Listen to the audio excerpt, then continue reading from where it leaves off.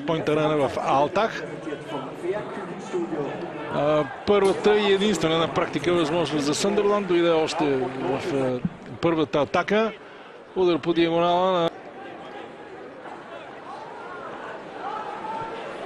Още една атака на Дембеле. Рязко центриране.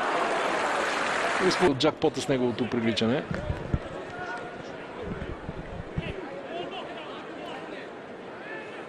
Поле, стабилна намеса на Джон Ошей. Паслак след това не можа да продължи атаката. Роде обаче играе с топката. Той може да бие. Удар на Роде.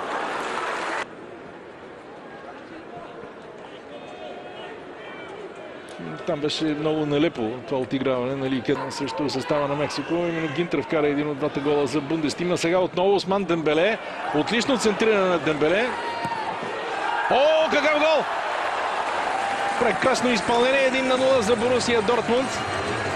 Ето затвори надмощието си. Отново отлична игра на Осман Дембеле. Погледнете какъв спринт и центрирането. Остана Адриан Рамос под топката, но тя точно в дъгата пред наказателното поле кацна на крака на Нури Шахин. И той с плътен удар с левия крак от Патунт излиза срещу състава на Байер Мюнхен за суперкупата на Германия. Възможност за изравнителен гол сега. Разиграват там бранителите на английския тим. Много далечен удар. Този път отлична намеса обаче.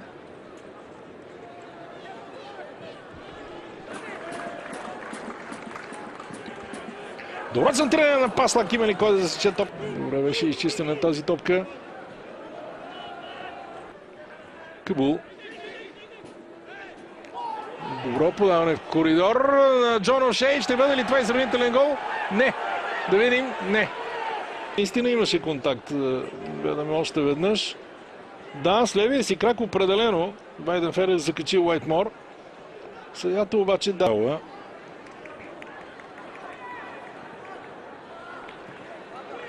Това е не лоша възможност. Обамеянг дори може да бие от тук. Предпочете комбинация. Шахин. Технично изпълнение на Нури Шахин. Но Шахин да се върне към най-добрите си времена. В момента виждаме на терена двама национали на Турция.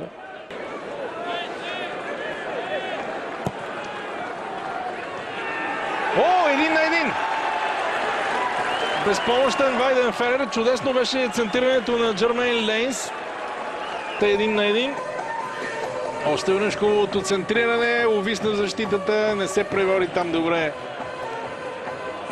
И Рамос, и вижте как Ламин Коне добре извисил се иското.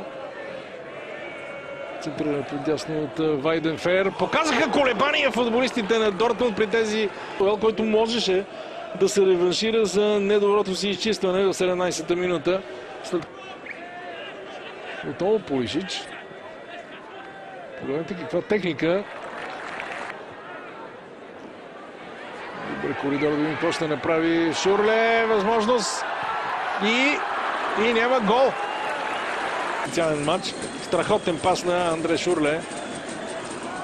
Но запази хладнокръвие Ван Анхол.